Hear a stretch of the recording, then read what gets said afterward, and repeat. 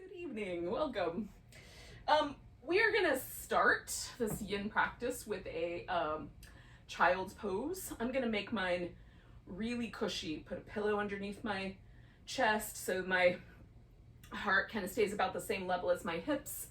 I'm gonna put a blanket down underneath the top of my shins to sort of support, just make it a little softer for the little bony parts of my top of my ankle and my knee. If child's pose is not your jam, you can start with any other pose, and then you just come, we'll hook up together at the next pose. So, I'm gonna move myself out of the way a little bit so I can set myself up. Let's do it this way. So the adjustment that I'm making, just to be clear, is instead of having this fringy, like there's knots under this and underneath my ankle joint, I'm going for this smoother edge of the blanket. I think that will be nicer overall for me to work with. And then put that back down. Take this with me. Okay. I'm gonna do a wider knee, but you don't have to do a wider knee. You can have the toes touching, the toes out separate. I feel that out as I get into the shape. Sometimes I like it one way, sometimes the other. And then my hips don't sink all the way back, but if yours sink all the way back, you may not need a pillow. You might find it more comfortable just to rest on the floor. I'm gonna do half with my head turned to my left, and then I'll switch and turn my head to the right. We'll stay for about 4 minutes, if that gives you any sort of notion about it. You can do a little side-to-side wobble from time to time. Mostly we just want to relax.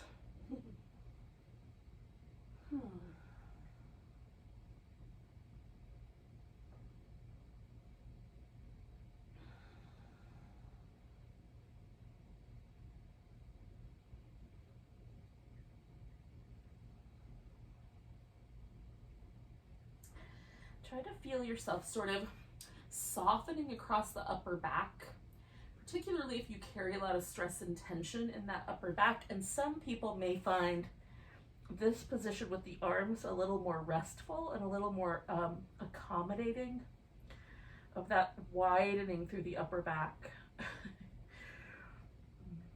think the quality of my voice is probably odd, laying on my cheek like that.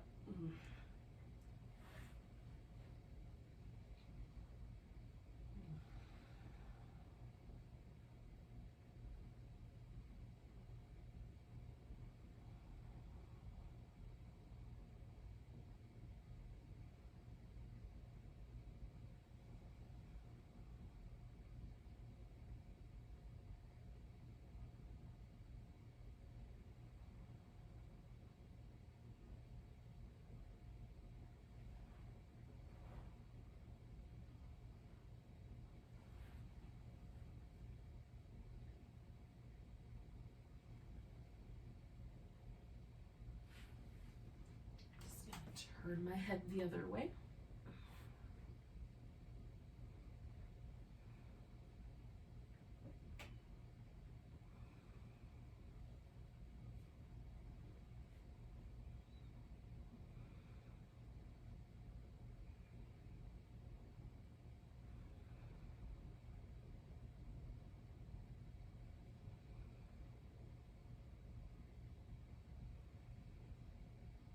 Can you feel the breath moving your back gently as the ribs kind of expand and release?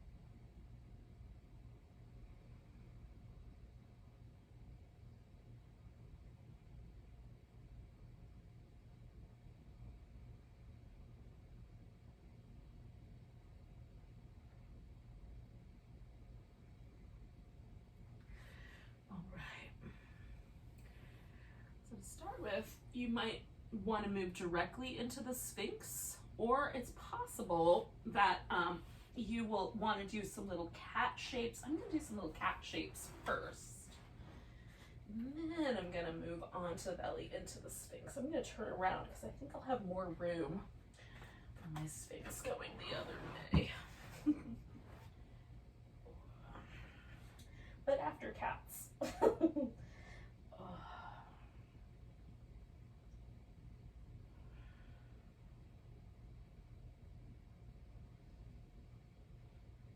Any movement that we do in between yin poses, just try to make it really mindful and, notice the nuances. You might discover that you like certain movements more than others. I'm going to start my Sphinx journey with a crocodile. So first, just unfurling from that child's pose. The cats did help. I'm going to do some little windshield wipers.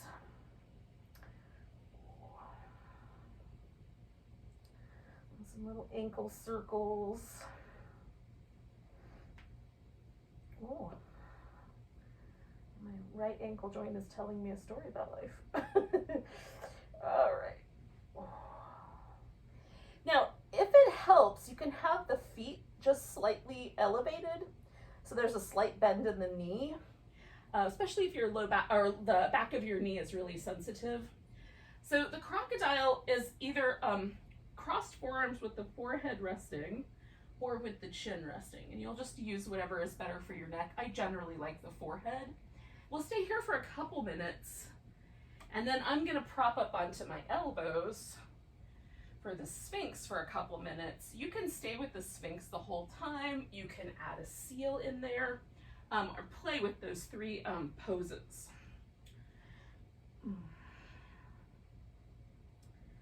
I've got a little blanket under my forearms just to give it a little bit more of a lift.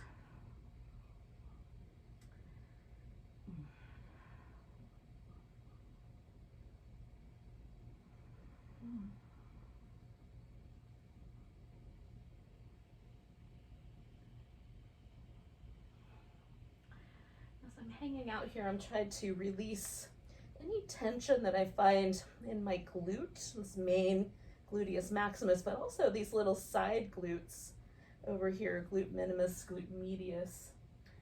Am I carrying any tension there? Am I squeezing my hips towards the center line? Sometimes I find myself doing that. It might be some sort of a like bracing against the world. Like hidden subconscious tension. That's kind of what I'm getting at. It's not something that stays on my conscious radar, but every now and then when I tune in, I can feel ways that I sort of grip or tighten muscles as a way of maybe bracing myself, or I don't know, some sort of a stress response.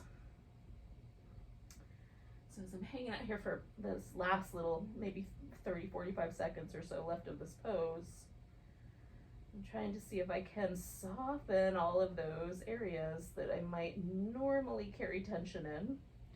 Now, sometimes gripping with the glutes is an indication that the back bend is too deep, or it's a little, it's getting a little spicy.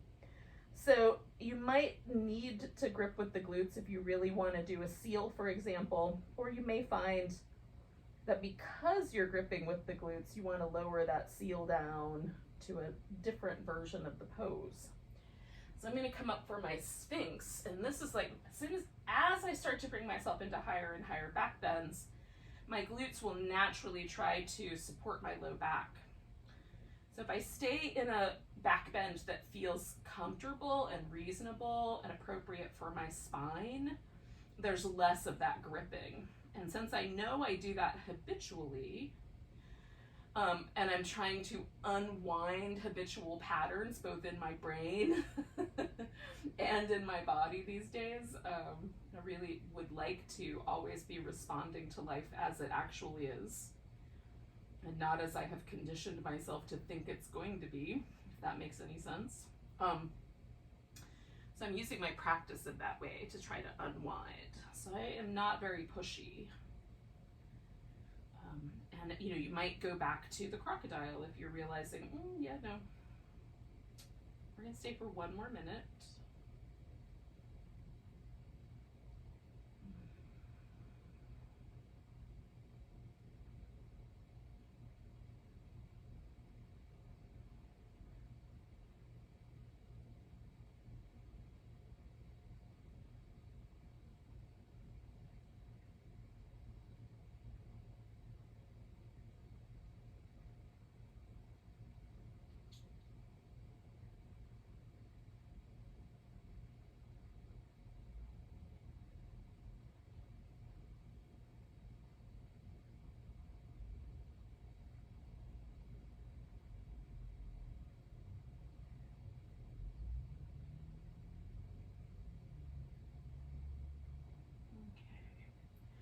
So I'm going to turn this into a frog, half a frog. I'm going to take one leg up into the little frog flipper shape. You can also bend this knee and hold on to that foot. I'm going to just do the one leg today.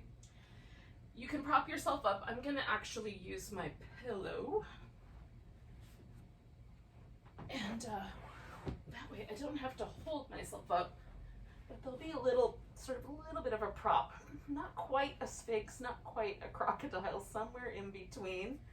How level your pelvis gets here depends on the shape of your joint. You might want to lean a little more into the longer leg side, or you might want to roll a little more towards a level pelvis. Your pelvis will tell you the right answer. We'll hang out here for about 3 minutes, and then we'll do a shoulder opener, and then we'll do the other side.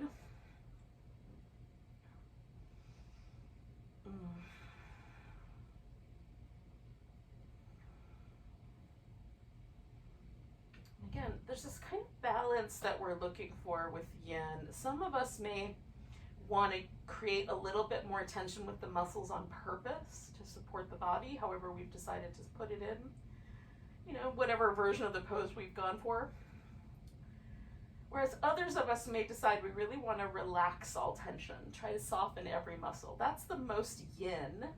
But yin is, is that dynamic shape. It's not a hard line.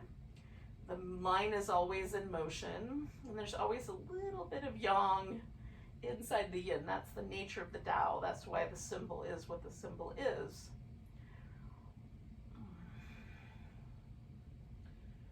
So you're the one who's kind of monitoring the spectrum of how much activity versus relaxing, how much activity versus surrender you're engaging with.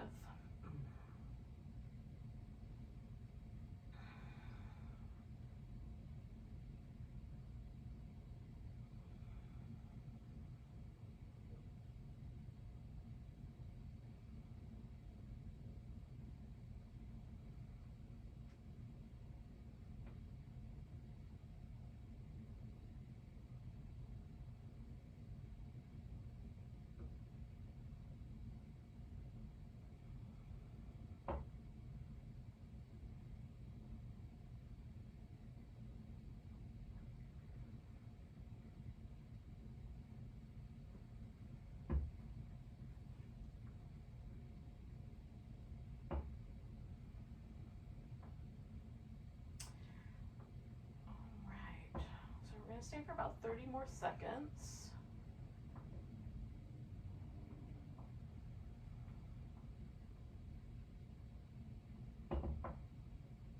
Now the shoulder opener that I'm going to do is, some people call it the sleeping Buddha, or I've also seen it called broken wing or angel's wing.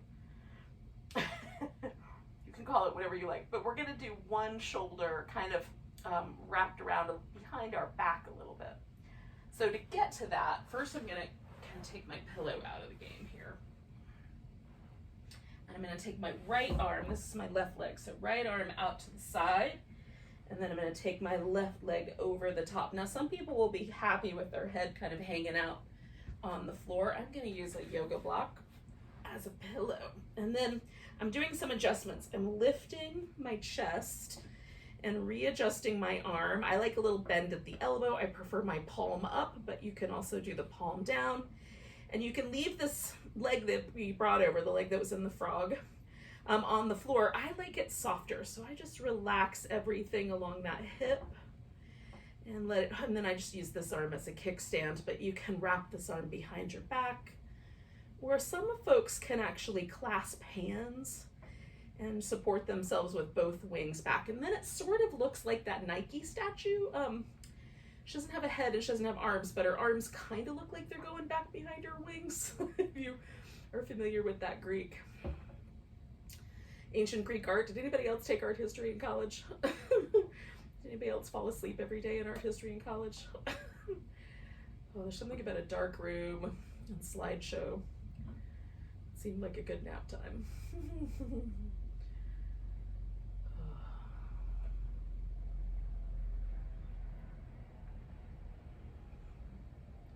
Just adjusting my arm. Now that I'm here, it's letting go a little. And we'll stay for one more minute.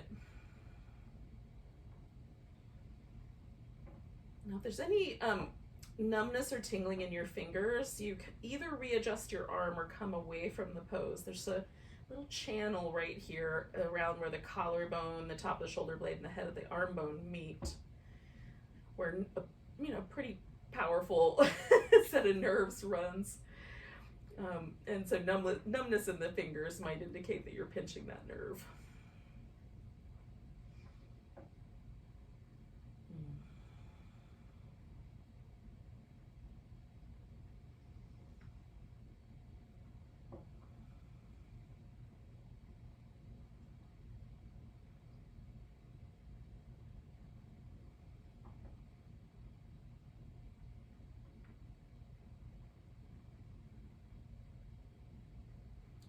Take a nice big breath. And then I'm rolling out of here. I'm gonna take a moment to circle my shoulder, unwind, maybe do some little windshield wipers. You could go back to child's pose or to the little cat shapes, or just lay in a comfortable position and lie in a comfortable position and hang out. I think it's lay and then lie down, but I might be wrong. There might be too much active principle to the lay. All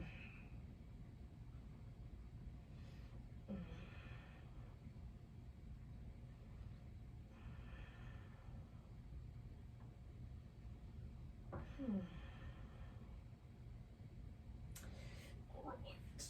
So I'm gonna take my little frog flipper over on the right and put it out. And again, I'm just doing the frog with the one leg, but you could do both.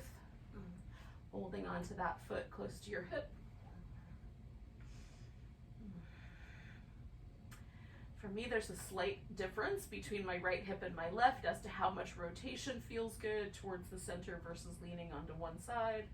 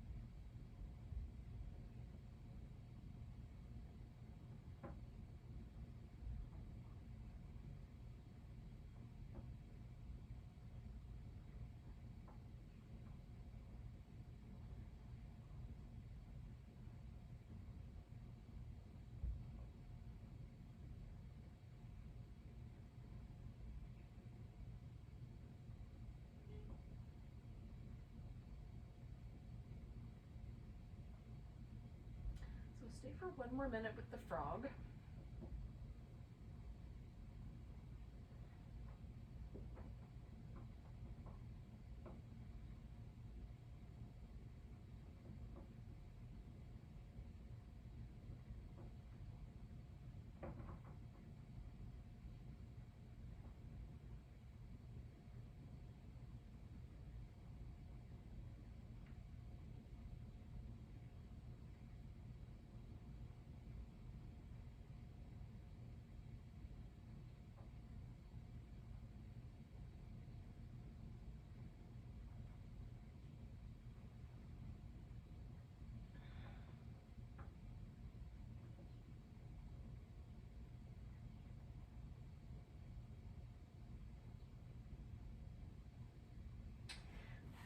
So I'm gonna change this up and make it into my little wing pose. I'm gonna stick my arm out and roll. And again, I'm gonna take a moment to adjust my shoulders so it feels like I've got some open space at the top. It feels nice, appropriate, not too spicy.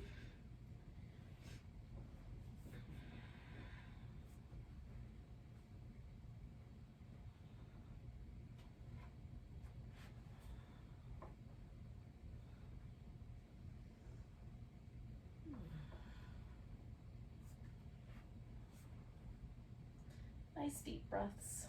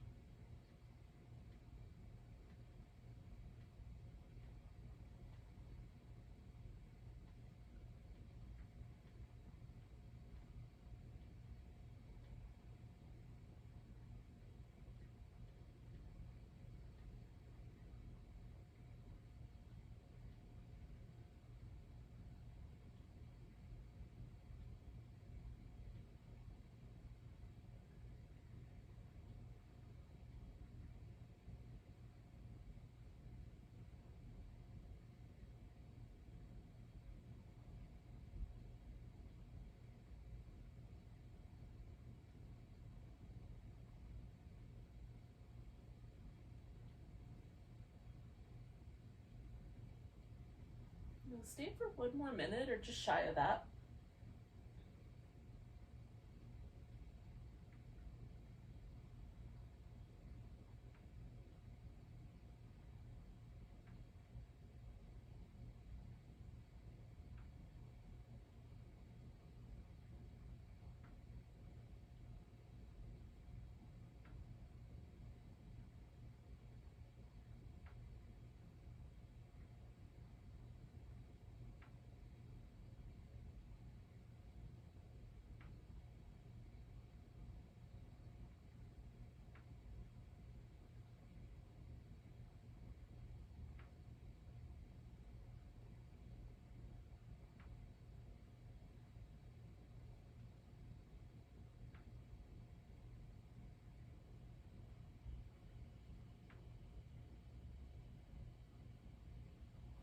Right, we're gonna come away from there.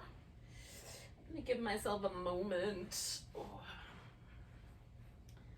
And then we're gonna come into a version of a hip opener. It's really, there's some choices. I'm gonna do a square pose. But if you would rather do the swan / pigeon pose, or you wanna lay on your back and do the upside down version of the square pose, the reclining version, you can do either of those. So that's where we're headed. I'm gonna come to a seat and then just hang out for a second and feel all of the things I just did in and around my chest and shoulder. That frog pose for me is kind of deeply groin. It's not as inner thigh oriented as the butterfly, but much more sort of centered in the very kind of deepest place right around the hip socket. So that's really interesting to me. I like the way it feels. It's different than a lot of other poses. All right, so the square pose is the one that I choose, which is sort of creating a square with the legs. I'm going to use a block to make that a little more comfortable. I'm going to fill in this little gap over here. I'm going to start with my left leg first. So a pigeon, you might do the left leg up front and the right leg back behind you. So it's called swan in the yin world. I think swan is a pretty name. It evokes this kind of placid, elegant, floating creature. But you decide what you want to call it.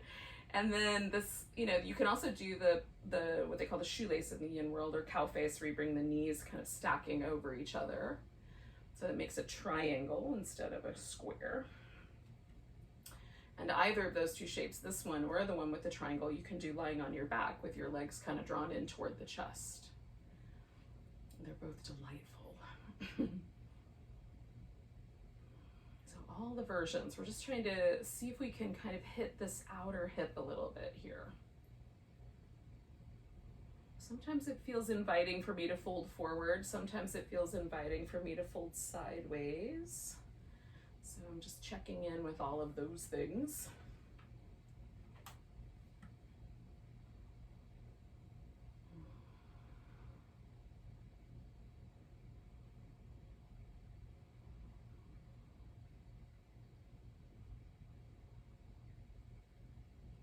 And again, for me, the really important concept right now is relax, let go, unwind.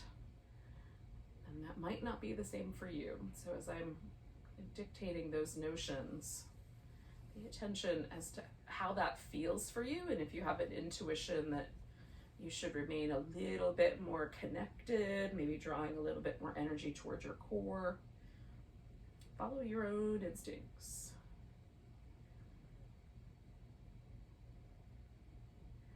Ultimately, yoga practice, these asana practices, can be a lot about learning what happens if we follow our instincts.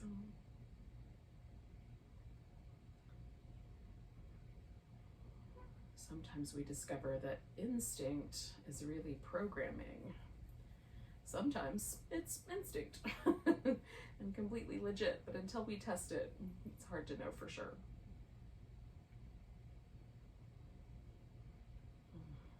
So here in a practice where the stakes are low, follow your instinct, see what happens.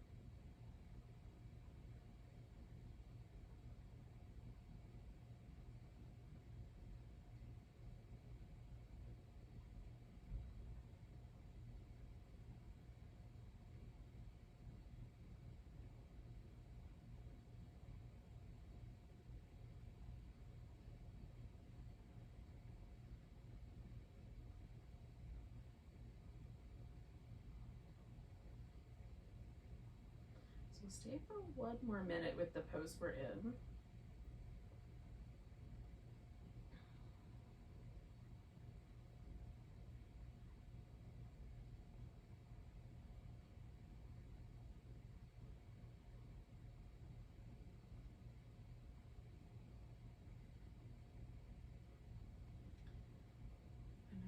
A sort of softness to develop along these little lines in between my eyebrows, over the top of the eye, and then around my ear and down. So there's a couple of different implications here. One is this is the acupuncture area for a couple of different. The bladder comes into here, the triple burner, which is kind of our regulation between the parasympathetic and sympathetic nervous systems. It has some other implications too that are a little bit more mysterious to me personally, but probably not to acupuncturist. But in any case, and there's also a little gallbladder, which is the kind of connects us to the element of wood, which is kind of our ability to bend and accommodate and work with changing circumstances. So this whole area of the body, I just try to tune into the sensation there, and can I relax any tension there? Am I holding or gripping in any way with the muscle in that area? I'm going to come out of here now. This top leg is going to come off. Now, there's two options for this pose, and that would be to do a half butterfly, where the leg is more or less in front of you and you fold straight in. So this is going to target more of the water element, the bladder meridian coming up the back of the body all the way around to the little inner corners of the eye, and the kidney coming up the inner thigh. Or you can stay with that wood element notion. Maybe if you are kind of feeling a little grouchy, feeling like things, you know, like you don't want to bend, you just want things to be your way, damn it. Then you might go, like, I'm guilty of that, so in any case, you might go for this wider leg. So we get the outer hip still kind of in tune to that. That's the gallbladder line, and then the liver line is up the inside. And these are, I'm referring to acupuncture meridian lines, but we are doing at most a kind of gentle pressure.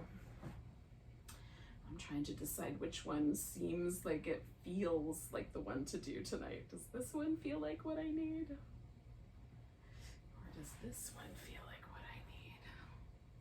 I'm going for this one tonight. Normally I would go for the wider leg, but not tonight. So maybe check your own instincts and see how things are rolling.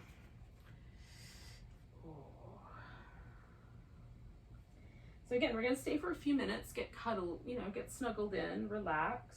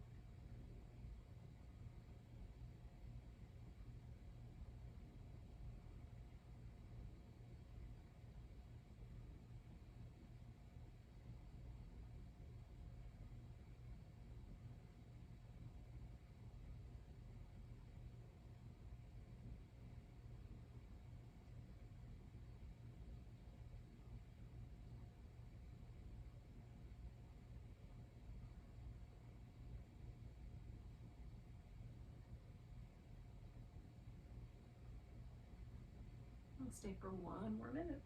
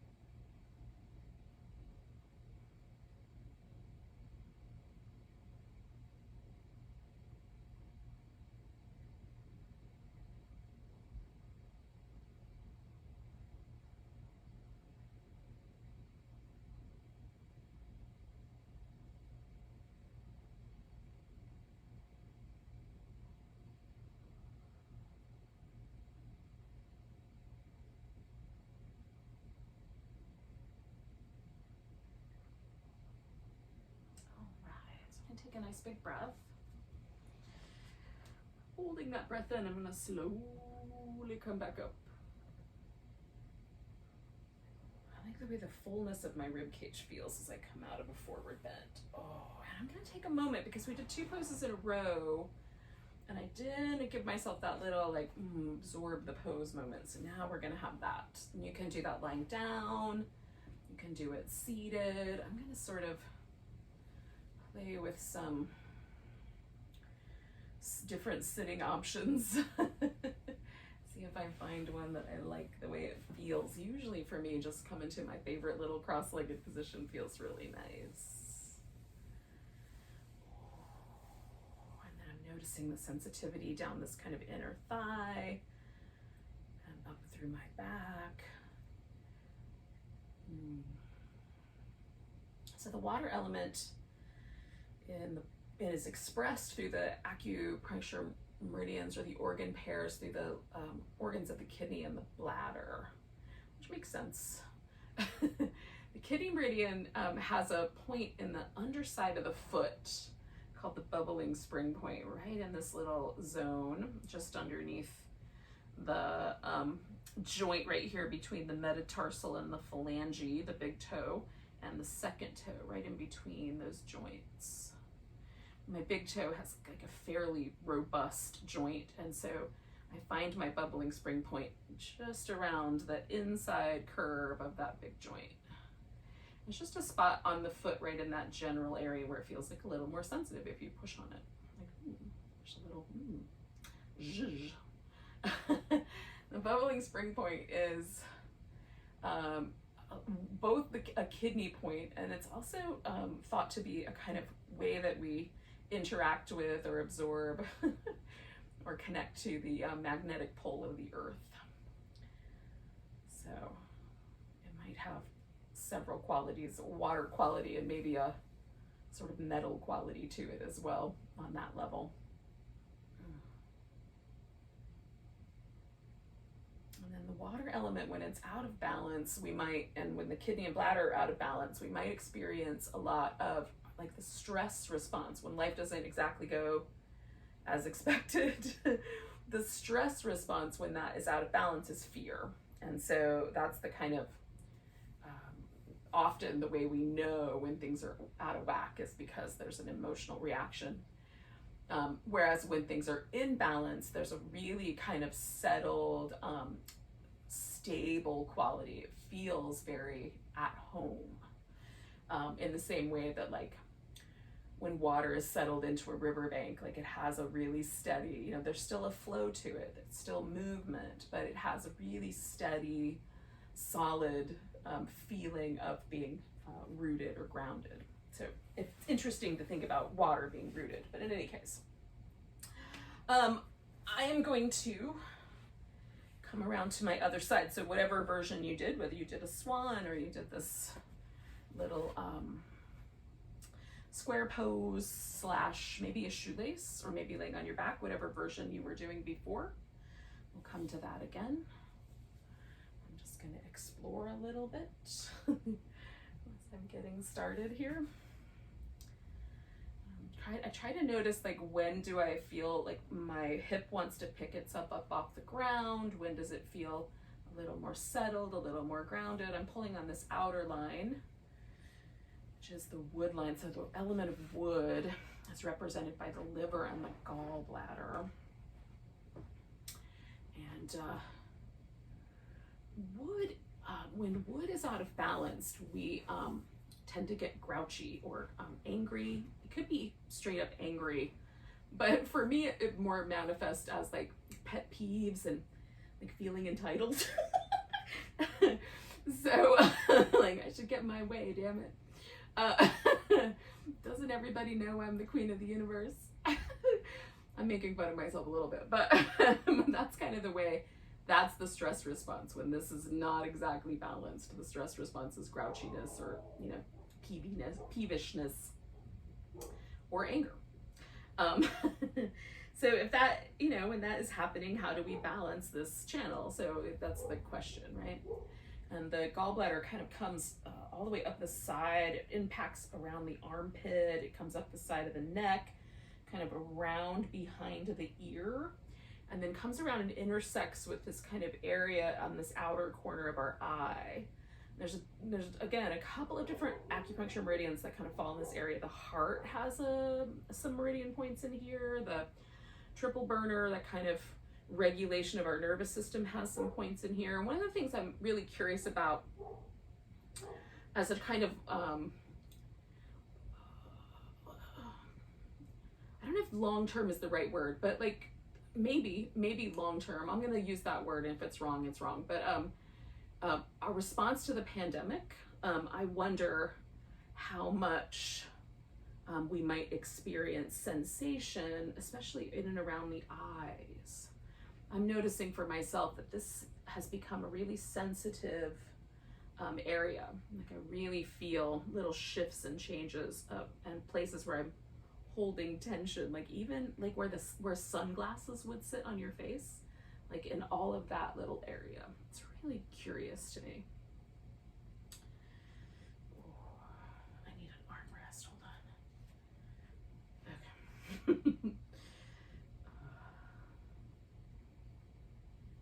And sometimes we pull on these bigger areas around the hips or stuff. It's I feel the sensation of that in my hip clearly, but I also feel just a little bit of a kind of effervescent or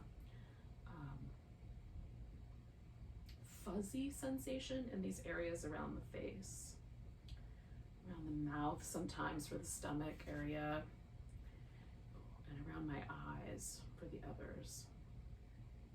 Just notice if you feel it, because you know, maybe you do, maybe you don't. We've got just a little over a minute left here.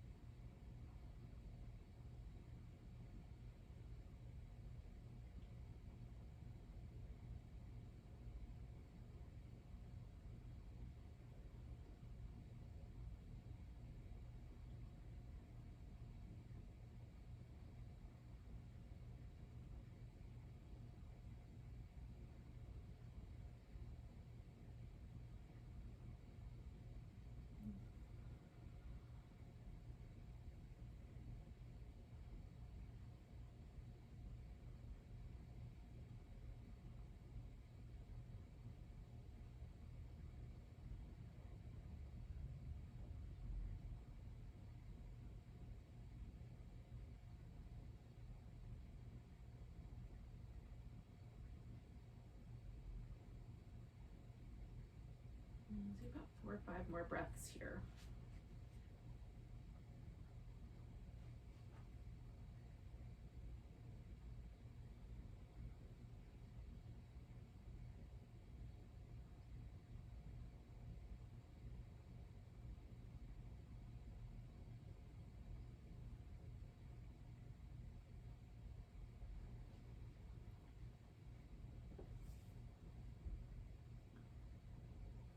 Inhale my way up and straighten that leg out.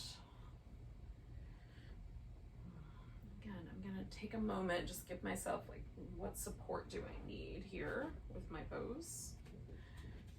I think I'm gonna do the same like half butterfly that I did last time, but just in case. I'm testing out the water. Do I like the way that this one feels? Do I want to test out the other version?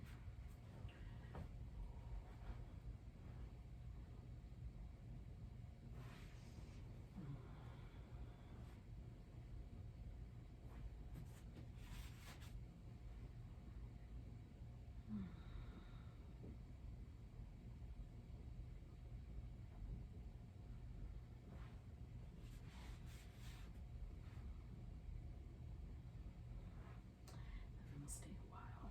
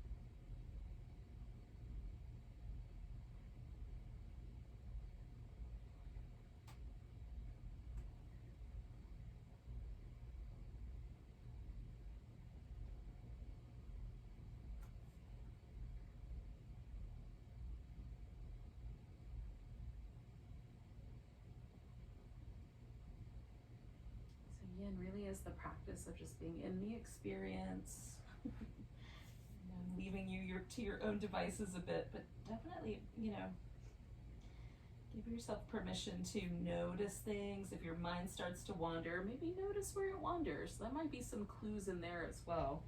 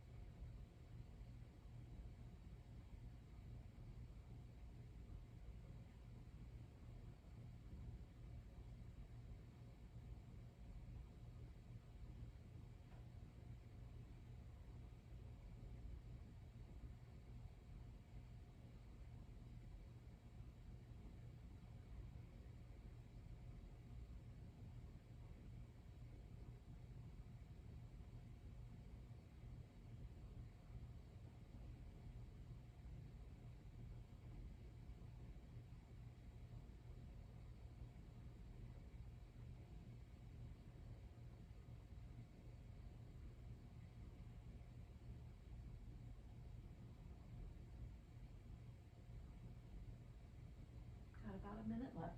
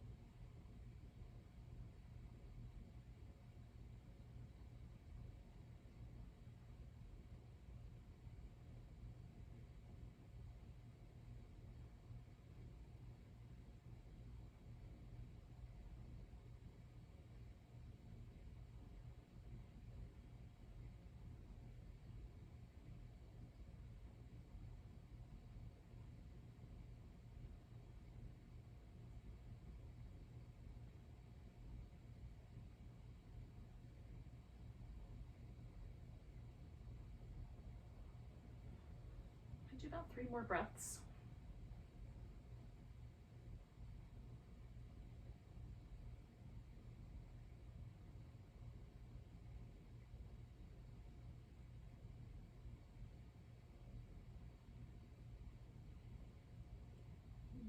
hold the air in for this one. And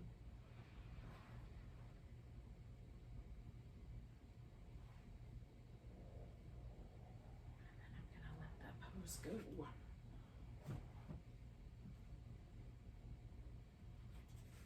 And again, we'll take just a moment. Give ourselves a little release.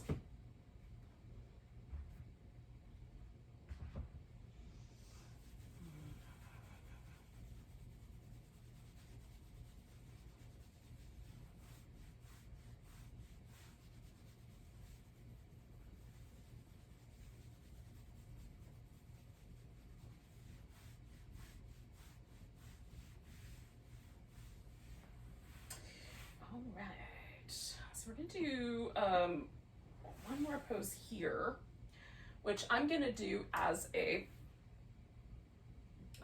dragonfly, but you could do a butterfly with the feet together, folding in, or you can do the caterpillar with the legs straight. So you might choose based on what you chose for the last version.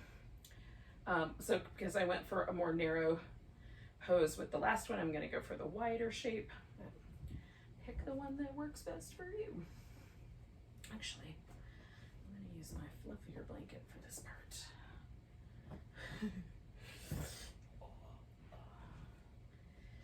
This blanket.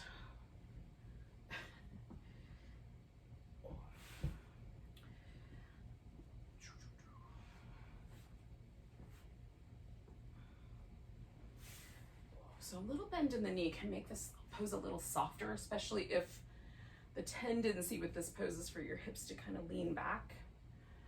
Just putting a little, like a pillow, or in this case, I've got this nice big thick blanket. Can give you that little bit of support. All right, so we'll do this for about 3 minutes. Oh. And then we'll do some kind of an inversion for our final pose.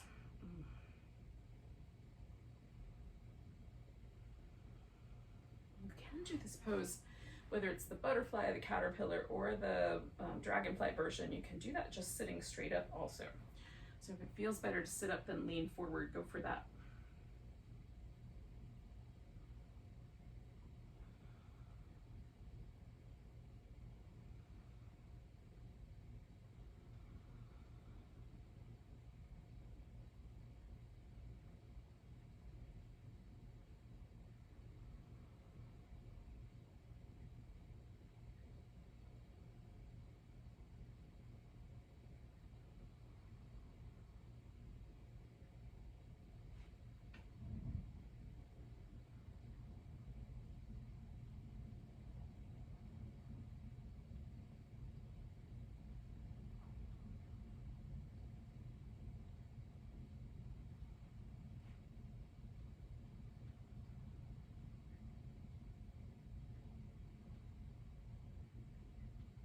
Sometimes I get a little kind of, it's not really an urgency, but just a little, like a little suggestion that I want to move my toes or sort of stretch out the soles of my feet. So generally I give into those. As long as it doesn't feel like I'm just fidgeting.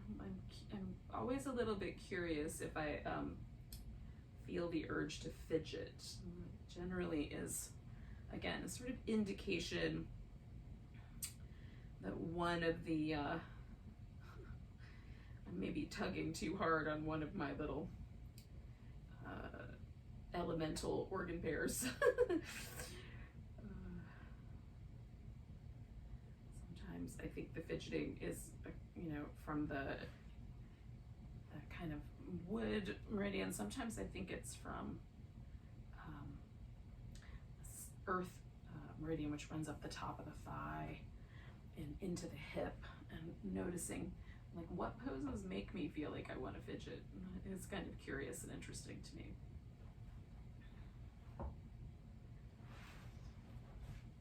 So we got last minute here.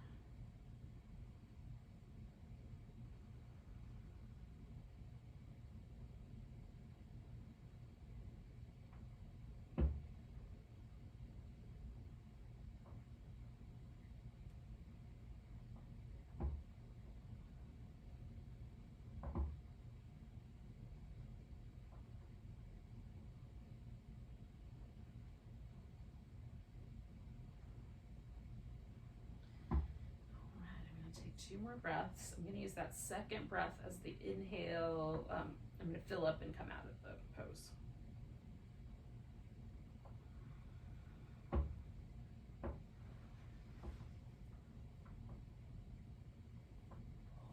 I'm going to bend my knees. Now, I'm going to suggest that we do an inverted posture. This inverted posture could also, depending on the nature of it, be your final relaxation posture. If you choose a really relaxing version of an inversion. So if you just were to lie on your back and elevate your legs on a couple of pillows, that would be an inversion, right? Anytime we get the legs a little higher than the head, I need to leave this where you can see it, but in any case, you can also go for the farthest extreme version, which is the snail, where you lay on your back and bring your legs up and over your head, kind of curling the knees in towards the arms. So there's a little bit of a bend in the knee as opposed to a straighter leg, although you can do it the way you want. But that's generally the snail, called the snail because of the slightly more curled up looking shape. And then you can go for somewhere in between, which I'm gonna do legs on the couch. So I'm gonna put my legs up on my couch here. I think I'll still be in your viewpoint, but the other possibility would be a supported bridge pose, and that you can lay on your back, lift your hips, support it with something, a block or a pillow or a folded blanket, and then you can either have the feet resting on the floor or you can have the legs straight up in the air, so it's like a supported shoulder stand. So that's the kind of spectrum of options. Pick the one you like. And because I'm going, you could do legs up the wall too. Because I'm doing something that I find really relaxing, this legs over the couch, I might stay with this for the whole time. I might come down and do more of a shavasana, but it's possible that this will be my pose for the rest of the evening. Getting some pillows adjusted in here so that it fills in the gap behind my knee just right. If your furniture doesn't quite match the height of the knee, so if it feels like your knee, like your hips have to lift off the ground in order for your knees to get up on the seat, then you're gonna wanna pad up under your hips, put a blanket or a pillow or something under your hips.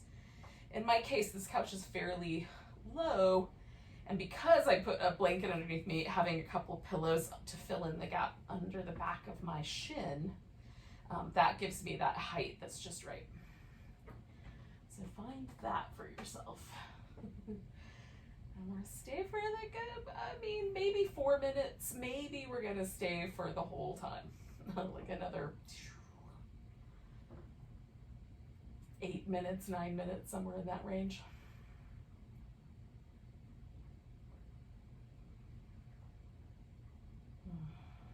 The snail is pretty intense and extreme. And so if you don't want to do the snail for that length of time, you could come out of the snail earlier and go into like a shavasana or a pose like a starfish where you get a little wider and let your arms and legs go a little akimbo. As long as it's relaxing, that's the main ingredient.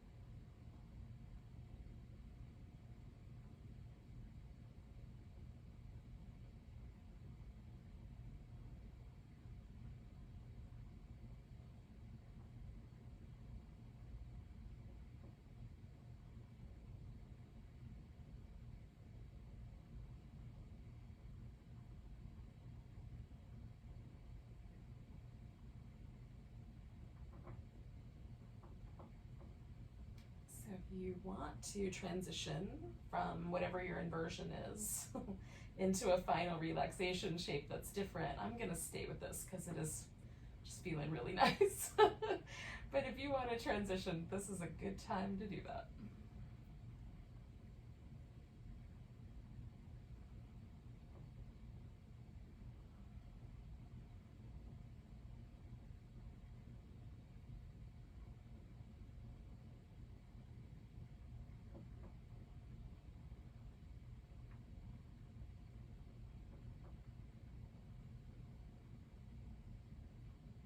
Sometimes I find summer is such a yang season, and especially as we get kind of close to this end of summer, we're starting to get into the late summer, that there's so much of that sort of energy built up that it's harder for me to relax and let go. There's a little bit of like a little more activity in my brain. I'm not having that kind of day today, but it's common at this time of year. So if that's the case, having a pose like legs up the wall or legs over a chair or something might be just about right. Or you could do a seated meditation instead. See if that works better for you.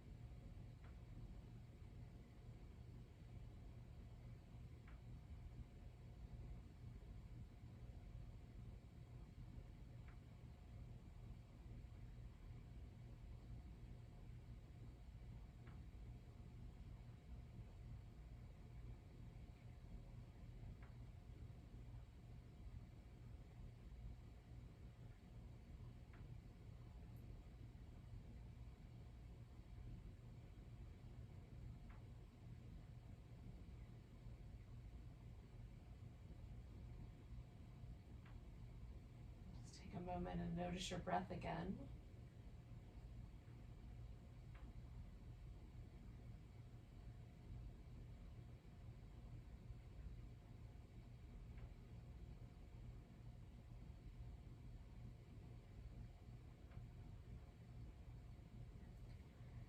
Because I've been upside down this whole time, I'm going to start with some little ankle circles, little toe movement.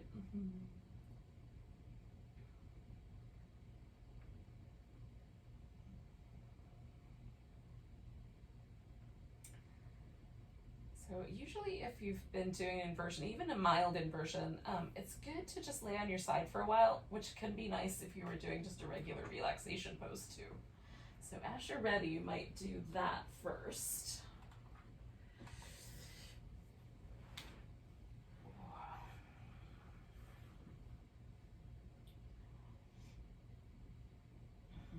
Stay a while, 30 seconds, a minute, somewhere in that range. Feels like the right amount of time for you.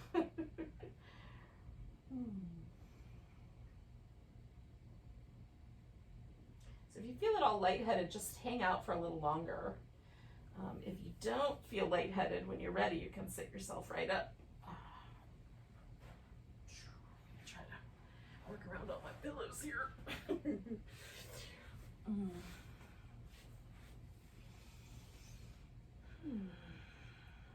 So thanks for joining me for some yin, a little more quiet maybe than normal, but thanks for joining me for some nice, quiet, easy yin. Let's take a nice big breath together. Let go with a sigh. Enjoy the rest of your evening, lovely yogi. Namaste.